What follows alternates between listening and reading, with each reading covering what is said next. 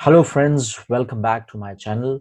आज हम बात करने वाले हैं इंग्लिश के फर्स्ट पोएम की, where the mind is without fear. इसके राइटर है, पोएट है रविंद्रनाथ टैगोर जी, जिन्होंने जो कि हमारे इंडियन कल्चर में बहुत ही फेमस पोएट, बहुत ही फेमस राइटर रह चुके हैं। इन्होंने बहुत सारी पोएम्स, प्लेज एंड सॉन्ग्स लिखे हैं। उसी में से इनकी एक सॉन्ग कलेक्शंस थी। गीतांजलि किताब था जो बंगाली में ओरिजिनली लिखी गई थी।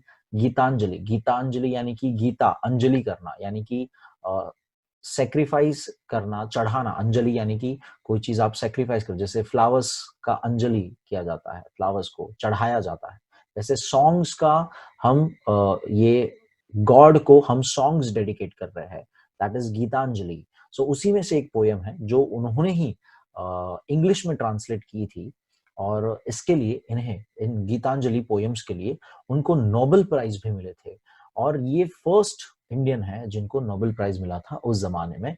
एंड उनको टाइटल लॉर्डशिप, टाइटल नाइटहुड एक कहते हैं, सर, जिसमें नाइटहुड दिया जाता है, टाइटल आगे सर रविंद्रनाथ टैगोर ऐसा टाइटल दिया जाता है, वो उनको दिया गया था, नाइटहुड दिया गया था, जो उन्होंने बाद में डिक्लाइन कर दिया था कुछ सालों बाद, जब ब्रिटिश सरकार ने जलियांवाला बाग इंसिडेंट हुआ था। उसके बाद से रविंद्रनाथ टैगोर जी बहुत ही ऑफेंड हो गए थे ब्रिटिश के रूलर्स से।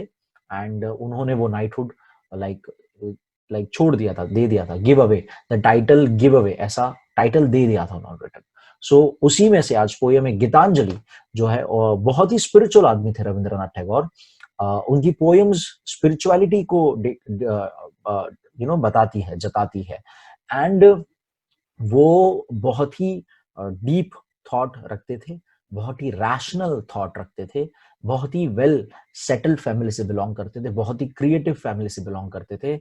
उनके सारे भाई बहन भी काफी क्रिएटिव फील्ड्स में पॉपुलर थे उस जमाने में।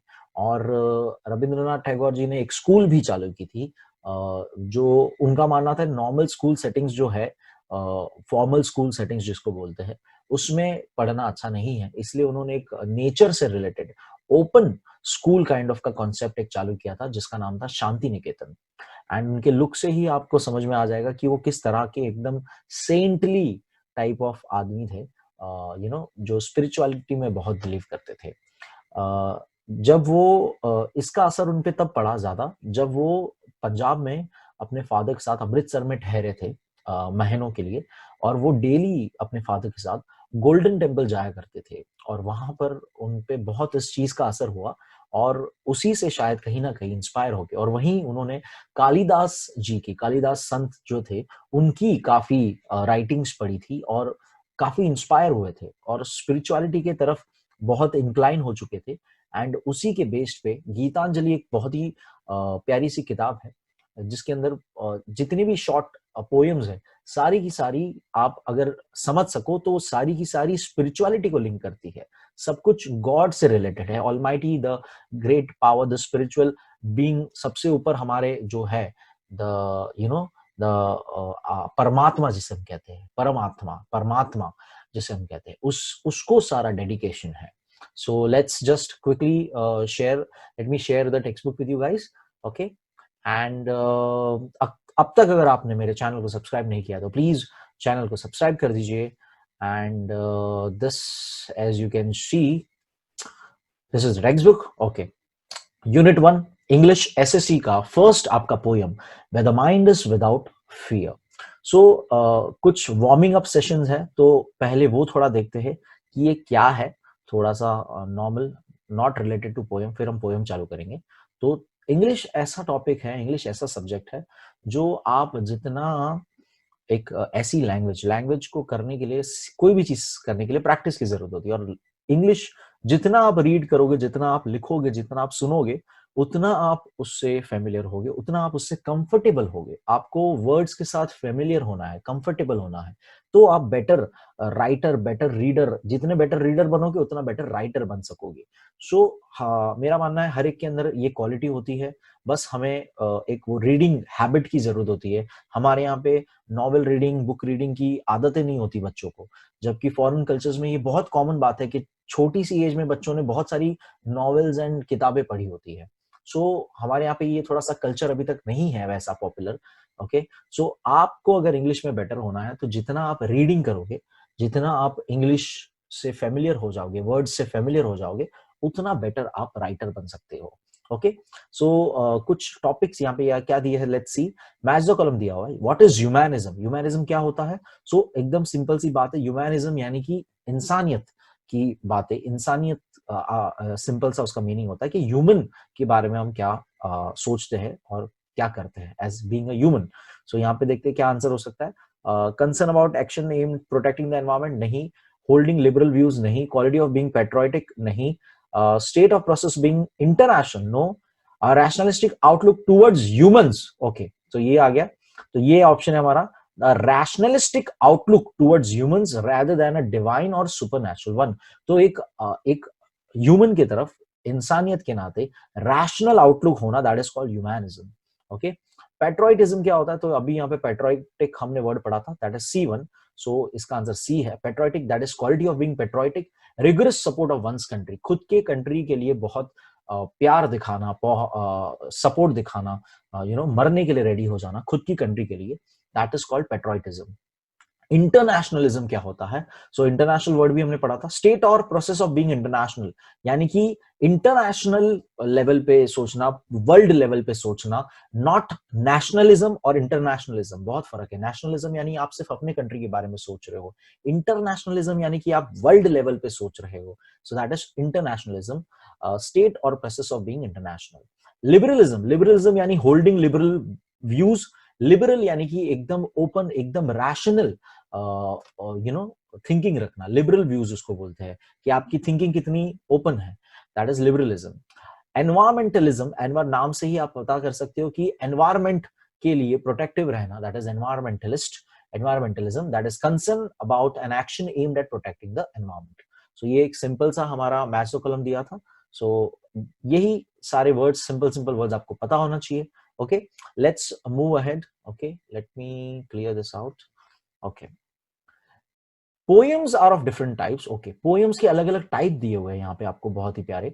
सो यहाँ पर आप, आई डोंट नो कितने आप लोग को रीडिंग पसंद है या पोएम्स आप पढ़ते हो या लिखते हो। ओके, सो उसको जो ये करता है उसको ये थोड़ा नॉलेज होगा। ओके, सो यहाँ पे अलग अलग टाइप ऑफ पोएम के नाम दिए हैं और नीचे वो हमें फिल करना है कि कौन सा पोएम का मीनिंग क्या होता है। So let's just quickly do that. पहला है sonnet. Sonnet is a poem जिसमें 14 लाइन्स होती है, 14 से 13 लाइंस भी हो सकती है। ओके, सो सोनेट, वैसे टाइप ऑफ पोएम को हम सोनेट कहते हैं। उसमें राइमिंग स्कीम हो सकती है या फिर नहीं हो सकती है, फ्री वर्स हो सकता है या तो राइमिंग वाला हो सकता है। सो सोनेट इज बेसिकली, यहाँ पे आपको ये थर्ड नंबर पे दिख रहा है, poem of 14 lines is called a sonnet. Okay, यहाँ पे आएगा सोनेट।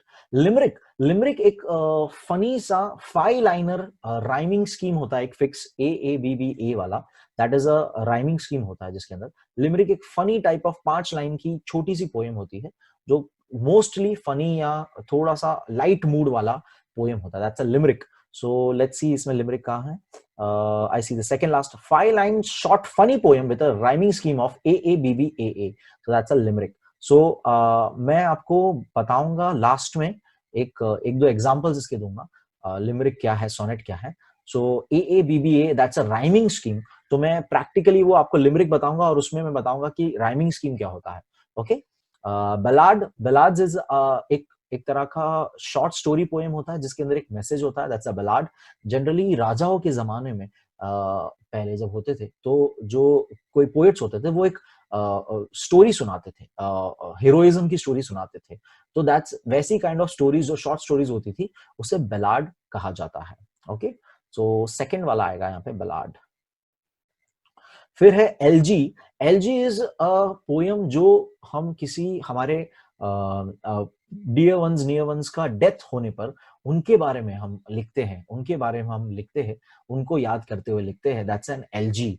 सो यहाँ पर अ सैड पोयम, जैसे कि आप देख सकते हैं यहाँ पे 7th नंबर पे, a sad poem lamenting death of a loved one, that's a elegy. Okay, so ये है एलजी। लेमेंटिंग का मतलब होता है जो मतलब हो गया, वो डेथ हो गई किसी की, सो उसको आप याद करते हुए, रिमेम्बरिंग समवन जिनकी डेथ हो गई है, that's lamenting death of a loved one, किसी को किसी लव्ड वन की डेथ को याद करते हुए आप लिखते हो। फ्री वर्स, जैसे कि इसका नाम ही है फ्री वर्स, यानी कि कोई इसमें राइमिंग स्कीम नहीं होती, कोई इसमें रूल्स फॉलो नहीं होते हैं पोइट्री जैसे। जरूरी नहीं है कोई भी वर्ड राइमिंग हो, फ्री वर्स लिखा गया है, कोई उसमें आपको राइम स्कीम नहीं मिलेगी मोस्टली, एंड कोई उसमें पैटर्न नहीं मिलेगा। बेसिकली पोएम्स में एक पैटर्न होता है, 4 line 3 line 2 line, 2 2 line rhyme कर दिए, तो ये एक पैटर्न होता है, वो आपको नहीं मिलेगा फ्री वर्स में। सो फ्री वर्स यहाँ पे let's see free verse, fifth one, a poem with no uniformity of rhyme rhythm etcetera, it's a free verse. Okay, so ये फ्री वर्स है। ओके, फ्री वर्स में कुछ भी express कर सकते हैं, हैप्पीनेस, सैडनेस, जो आपका फील करे, फ्री वर्स में कुछ भी हो सकता है। इंपॉर्टेंट बात यह है कि उसके अंदर कोई राइमिंग स्कीम या कोई पैटर्न नहीं होता है। फिर है एपिक। एपिक यानी कि जैसे कि हमारा महाभारत रामायण एक एपिक कहलाता है, it's a long story format में। अगर आपको पता होगा रामायण महाभारत एक स्टोरी फॉर्मेट में है, ओके, तो उसको हाइम्स कहते हैं। ओके, तो ये एपिक फॉर्मेट, एपिक यानी कि बहुत ह्यूज स्टोरी होती है। So a long story poem, often mythical, mythical होता है, यानी कि लार्जर देन लाइफ वाले कैरेक्टर्स होते हैं, god goddesses type of character होते हैं, दैट इज मिथिकल कैरेक्टर्स होते हैं, दैट इज एपिक। फिर है लिरिक। लिरिक का मतलब, लिरिक्स आपको पता होगा, सॉन्ग्स के जो वर्ड्स होते हैं लिरिक्स कहा जाता है, यानी कि सॉन्ग लाइक पोएम यानी कि लिरिक। तो ये रहा फोर्थ वाला, song like poem is a lyric. Okay, lyric. And humorous, humorous का मतलब होता है funny. So a poem written just to create humour, तो सिर्फ फनीनेस होने के लिए, कोई चीज कॉमेडी चीज क्रिएट करने के लिए लिखा जाए, that is humorous, that is humorous. So humorous. And last वाला जो बचा है, आइडल। आइडल वर्ड, आइडल का मीनिंग होता है जब हम एकदम पुरानी and farm places, beautiful scenic views की बात करें, mountains, grasslands, meadows, river, waterfalls, ये सारी नेचर की, इन शॉर्ट हम ऐसा पिक्चर क्रिएट करें हमारे पोयम में, नेचर एनवायरमेंट को लेकर, विंड्स, वाटरफॉल्स, ओशन, सी, ये सारी चीजों को लेकर हम हमारा पोयम क्रिएट करें, that's kind of an idyll. So एक लास्ट यही बचा है, that is a poem set in pictures की रस्टिक बैकग्राउंड।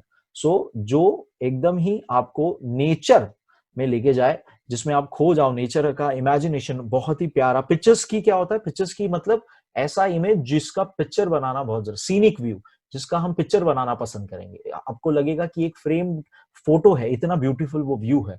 सो वैसे टाइप ऑफ पोएम अगर लिखी जाए, जिसके अंदर नेचर डिस्क्रिप्शन इतना प्यारा हो, जिससे हमारे दिमाग में वो पिक्चर आ जाए, तो वैसे पोएम को हम आइडल कहते हैं। So that are the types of poem. ये सारे टाइप्स ऑफ पोएम है। मैं लास्ट वीडियो के लास्ट में, जब हमारा ये पोइट्री कंप्लीट हो जाएगा आज का, उसके बाद मैं कुछ जितने हो सके एग्जांपल्स इसके दूंगा मैं पीछे। Okay, and let's move ahead with our actual poem, start करेंगे अभी। Okay, so let me just clear this out. And ये कैसे आप पोएम कैसे करेंगे, मैं थोड़ा सा कंफ्यूज था how to explain you guys the poem. So मैंने ऐसा सोचा, first I read it out, English में पूरा रीड करूंगा मैं, उसके बाद आपको मैं वो एक्सप्लेन करूंगा word to word. Okay, line को फिर तोड़ तोड़ के हम एक्सप्लेन करेंगे। पहले थोड़ा सा राइटर के बारे में दिया हुआ है, the mind is without fear, poem का नाम है। Rabindranath Tagore 1861 to 41 was the author of Gitanjali and its profoundly sensitive, fresh and beautiful verse. तो गीतांजलि, जो मैंने आपको ऑलरेडी बताया, उनकी एक collection of poems and short stories जैसी एक किताब थी। मेरे पास है वो किताब, बहुत प्यारी किताब है। वो ओरिजिनली बंगाली में लिखी गई थी, याद रखना। He became the first non European, ये पहले इंडियन बेसिकली थे, to win the Nobel prize in literature. Literature यानी कि जो लैंग्वेज चीज में कुछ चीज लिखते हैं, महान काम करते हैं, उसे literature, Nobel prize in literature दिया जाता है। 1913 में उनको मिला था। This poem is one of his vastly read and discussed poem. ये बहुत ही, आज जो पोएम पढ़ने वाले, बहुत ही फेमस पोएम है इनकी। It was originally composed in Bengali and later he himself translated it into English. इन्होंने खुद ये ट्रांसलेशन की थी। This poem is from the Nobel prize winning anthology Gitanjali. Anthology यानी collection of short poems, Gitanjali. Tagore lived during the time when India was ruled by British. In this poem, besides political freedom from British, Tagore also appeals to God for social, educational, economic freedom for the people of India. So एकदम छोटा सा description दिया हुआ है कि इस poem में वो किस चीज की बात कर रहे हैं। तो इस पोयम में वो पहली बार टैगोर जी उस जमाने में थे जब ब्रिटिश रूल था हमारे यहाँ पे, एंड वो एक वेल फैमिली से बिलोंग करते, तो इन्होंने एजुकेशन लंदन में भी इन्होंने पढ़ाई की थी, लेकिन डिग्री कंप्लीट नहीं की थी, क्योंकि इनको जो सिस्टम था एजुकेशन का वो अच्छा नहीं लगता था, क्लासरूम में बैठ के पढ़ाई करना। ये ऐसे ही लर्न करते थे दूसरी चीजें, बहुत ही ज्यादा स्कॉलर्ड इंसान थे, इन्होंने बहुत सारी चीजें खुद से सीखी थी, बहुत सारी लैंग्वेजेस जानते थे ये, ओके, संस्कृत, इंग्लिश, बंगाली वगैरह सारी, एंड म्यूजिक इनको आता था काफी अच्छा। हमारा नेशनल एंथम इन्होंने लिखा हुआ है, एंड बहुत बहुत ही फेमस है। आप इनके बारे में डिटेल जितना आप पढ़ो आपको बहुत इंटरेस्टिंग लगेगा, बहुत ही। इनका फोटो आप देखिए, फोटो से ही पता पड़ता है वो कितने सेंटली लुक है, बिकॉज ये वैसे ही कपड़े पहनते थे, एक सिंपल सा झोला जैसा पहनते थे, एंड बहुत ही सिंपल लिविंग में रहते थे, हालांकि ये बहुत अच्छी फैमिली से बिलोंग करते हैं। Okay, so let's now start with the poem. So first I am gonna read it out, पूरा मैं आपको रीड कर दूंगा पोएम को, ओके, और उसके बाद मैं आपको word to word, line to line explain करूंगा, okay. Where the mind is without fear, a poem by Rabindranath Tagore. Where the mind is without fear and the head is held high, where knowledge is free, where the world has not been broken up into fragments by narrow domestic walls, where words come out from the depth of truth, where tireless striving stretches its arms towards perfection, where the clear stream of reason has not lost its way into the dreary desert sand of a dead habit, where the mind is led forward by thee into ever widening thought and action, into that heaven of freedom, my father, let my country awake. सो बहुत ही प्यारी, आपको देखिए कहीं पर भी, अगर आपने notice किया होगा, कहीं पर भी राइम स्कीम नहीं थी इसके अंदर, कोई भी राइम स्कीम नहीं थी इसके अंदर, यानी कि ये एक तरह का फ्री वर्स इन्होंने लिखा हुआ है। और लाइंस अगर देखिए, लाइन काउंट कर देंगे हम, 3 3 9 और ऑलमोस्ट दैट इज 11 लाइंस का ये पोएम है। सो ये अगर 14 होता तो ये सोनेट हो जाता था, फ्री वर्स सोनेट हो जाता था, ओके। सो ये एक फ्री वर्स पोएम इन्होंने लिखा है, जिसके अंदर कोई राइम स्कीम नहीं है, कोई पैटर्न नहीं है, खाली एक ही पैटर्न है कि ऑलमोस्ट हर एक लाइन वेयर से स्टार्ट होता है। तो सबसे पहले तो पोएम का टाइटल क्या है, where the mind is without fear. इसका मतलब जहां मेरा मन बेडर है, निडर है, जिसको डर नहीं लगता, मेरे मन को बिल्कुल डर नहीं लगे, वो वैसी जगह की वो बात कर रहे हैं। Is talking about a place जहां पर मुझे कोई किसी तरह का डर ना हो, okay. Where the mind is without fear and the head is held high. अब वो यहाँ पे एकदम सिंपल सा meaning, head is held high, यानी कि अपना सर गर्व से ऊंचा हो, हेड हाई यानी कि अपना हेड जो है ऊंचा हो, गर्व से ऊंचा होने की यहाँ पे बात कर रहे हैं। यहाँ पर ऐसी बात इसीलिए कर रहे हैं क्योंकि ब्रिटिश जब थे हमारे यहाँ पे, हमें वो लोग ने स्लेव्स जैसा ट्रीट किया हुआ है, हमें इतना वो लोग ने मिसट्रीट किया हुआ है, इतना एक्सप्लॉइट किया हुआ है। तो उस सेंस में ये यहाँ पर बोल रहे हैं कि ऐसी कोई जगह जहां हमें कोई डर ना हो और मेरा सर गर्व से, शान से, with dignity, my head should be held high, okay. So ये एक फर्स्ट लाइन होगी। वेयर नॉलेज इज फ्री, तो यहां पर वो कह रहे हैं कि एकदम सिंपल, जहां पे नॉलेज फ्री में हो, फ्रीडम ऑफ एजुकेशन जो है फ्री हो सबके लिए, सब कुछ। सो that is knowledge is free, जहां पर हमें सब कुछ फ्री में मिले, नॉलेज, हमें किसी को भी पढ़ने का पूरा हक होता है, हमें उसके लिए फीस पैसे नहीं देना पड़े, ऐसा ये यहाँ पे वो कह रहे, नॉलेज इज फ्री। इन्होंने जो स्कूल चालू की थी वो कुछ इसी कॉन्सेप्ट की थी। थर्ड लाइन है आपका, where the world has not been broken up into fragments। अब यहां पर ये बहुत ही डीप बात कह रहे हैं, फ्रेगमेंट्स यानी टुकड़े।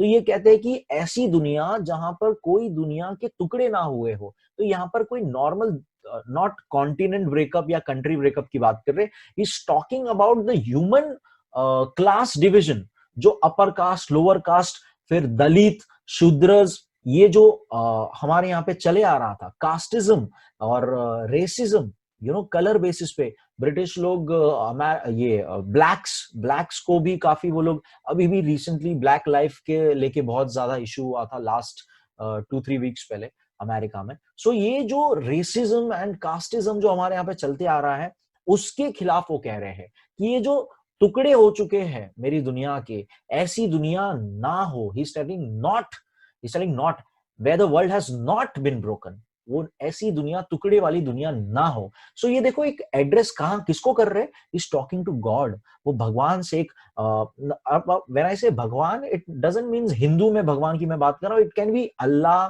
Christ, anything. He is basically talking, he knows.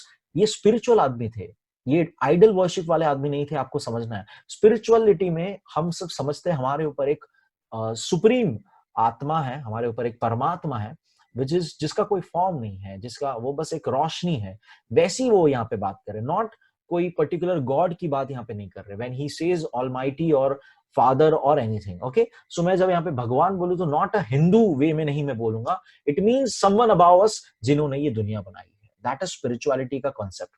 तो यहाँ पर वो कहते हैं, उनसे कह रहे हैं कि ऐसी दुनिया जहां पर दुनिया के टुकड़े ना हुए हो, किसके वजह से, because of, by, fourth line में बोलते हैं बाय नैरो डोमेस्टिक वॉल्स। तो बाय नैरो डोमेस्टिक वॉल्स का मीनिंग ही ये है कि कास्टिज्म, रिलीजन बेसिस पे हिंदू मुस्लिम, ये बेसिस पे और रेसिज्म, ये सारे बेसिस पे जो टुकड़े हो चुके हैं पूरे वर्ल्ड के, वो ना हो, ऐसी दुनिया ना हो। Fifth line, where words come out from the depth of truth. तो ये देखिए, ट्रूथ सिर्फ नहीं बोल रहे, वो डेप्थ ऑफ ट्रूथ बोल रहे हैं, यानी कि सच्चाई की गहराई से शब्द निकले। जब शब्द निकले, जब वर्ड्स निकले, तो गहराई, ट्रूथ, सच्चाई की गहराई से शब्द निकले। हर कोई बोले तो सच बोले, हर कोई बोले तो truth, a person should be always truthful. तो यहां पर वो बात कर रहे हैं एकदम। सिक्स लाइन में लिखा है, where tireless striving stretches its arms, यानी कि वर्ड को तोड़ देते पहले। टायरलेस स्ट्राइविंग यानी कि जो थकते नहीं है, टायरलेस स्ट्राइविंग, स्ट्राइविंग यानी किसी चीज के पीछे बढ़ना, स्ट्रेचेस इट्स आर्म यानी अपने आर्म स्ट्रेच करना। तो यहां पर वो बोल रहे कि कंटिन्यूअसली जो स्ट्रगल कर रहा है, अपने हाथ फैला के किसकी तरफ स्ट्रगल कर रहा है, टूवर्ड्स परफेक्शन। तो ये कह रहे हैं कि ऐसी दुनिया जहां पर हम कंटिन्यूअसली टूवर्ड्स परफेक्शन की तरफ चले। Now to achieve perfection is kind of कहते हैं impossible, but in the process of achieving perfection you are at very much better level। जब आप परफेक्शन की तरफ बढ़ते हो, आप उसके तरफ वर्क करते हो continuously, tireless strive towards the perfection, जब आप ये करते हो तो आप बहुत बेहतर, आप बहुत अच्छे इंसान बन जाते हो। तो यहां पर वो उस हिसाब से कह रहे हैं कि where tireless striving stretches its arms towards perfection, हर कोई परफेक्शन की तरफ अपनी कदम बढ़ाए। where the clear stream of reason has not lost its way into the dreary desert sand of dead habit। तो यहां कह रहे हैं कि क्लियर, बहुत सारे इसमें देखो, तोड़ देंगे फिर से वर्ड को। क्लियर स्ट्रीम ऑफ रीजन, पहले तो रीजन का मतलब होता है कि रैशनल थिंकिंग वाला, नॉट कोई अंधविश्वास पे बिलीव करने वाला, जो हमारे टाइम पे सब चलते थे तभी, सती एंड ये सारी जो गलत चीजें चल रही थी हमारे यहाँ पे, चाइल्ड मैरिजेस बोलो, या वुमेन्स को हमने ऑप्रेस करके रखा था, पैट्रैकी बहुत ही ज्यादा चल रही थी। अभी भी ये सब है हमारे यहाँ पे कहीं ना कहीं, बट तभी वो ज्यादा थी, सती सिस्टम एंड ये सब बहुत ज्यादा था तभी।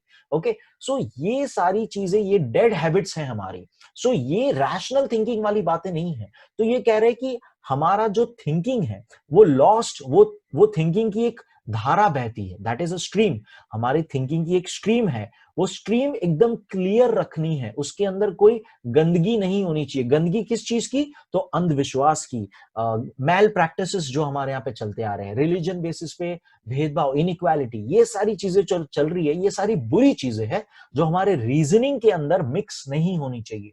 तो हमारी धारा यानी हमारी स्ट्रीम जो बहती है, रीजनिंग की स्ट्रीम जो बहती है, वो कहीं खो ना जाए डेजर्ट के अंदर, डेजर्ट सैंड के अंदर। किसका डेजर्ट, डेड हैबिट्स का जो डेजर्ट है, ये सारी जो डेड हैबिट्स है, उसके डेजर्ट में हमारा स्ट्रीम ऑफ रीजन कहीं खो ना जाए, ऐसी दुनिया आप हमें दीजिए, ऐसा वो कह रहे हैं। It is a kind of prayer, ठीक है।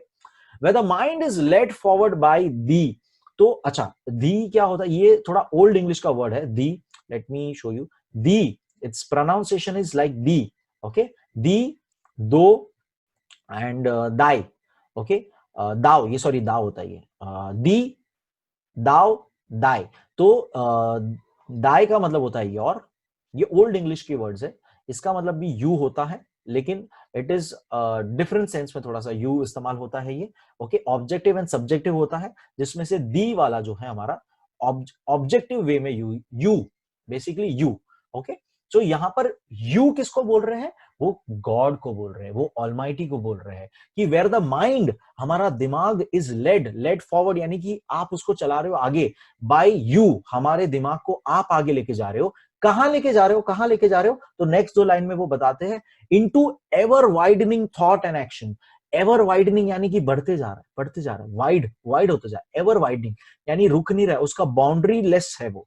हमारा माइंड का थिंकिंग, हमारी इमेजिनेशन, हमारी थॉट प्रोसेस वाइडनिंग, बढ़ते जा रही है। हम लोग बेटर बेटर होते जा रहे हैं। सो थॉट एंड एक्शन, हमारे थॉट, और देखो सिर्फ सोचने की बात नहीं कर रहे वो, एक्शन में भी चीजें लाना है। बस मैं सोचते रहूं कि हाँ मैं कुछ अच्छा करूंगा, कुछ करूंगा, बट एक्शन ना करूं तो कोई फायदा नहीं उस चीज का, है ना। So thought and action, ever widening thought and action को आप लीड करो, हमारा माइंड उसके तरफ आप लीड करो। आप यहाँ पे कौन है? बाय दी यानी कि बाय यू, बाय यू यानी कि यू किसको बोल रहे हैं? वो गॉड से बात कर रहे हैं, वो ऑलमाइटी से बात कर रहे हैं, फादर से बात कर रहे हैं वो यहाँ। into ever widening thought and action into that heaven of freedom। heaven of freedom यानी कि ऐसी जगह, मतलब फ्रीडम यानी कि आजादी, तो आजादी का स्वर्ग, हेवन ऑफ फ्रीडम यानी कि हर चीज की आजादी हो, हर अच्छे चीज की आजादी। ओके, अच्छे चीज की, गुड थॉट्स हो, मोरल्स हो, एथिक्स हो लोगों के बीच में, लोग ट्रूथ का सहारा हमेशा ले, लोग बेईमानी ना करे, कोई मेल प्रैक्टिसेस ना हो, कोई इनइक्वालिटी ना हो, भेदभाव ना हो, किसी को हम ऑपरेस ना करें।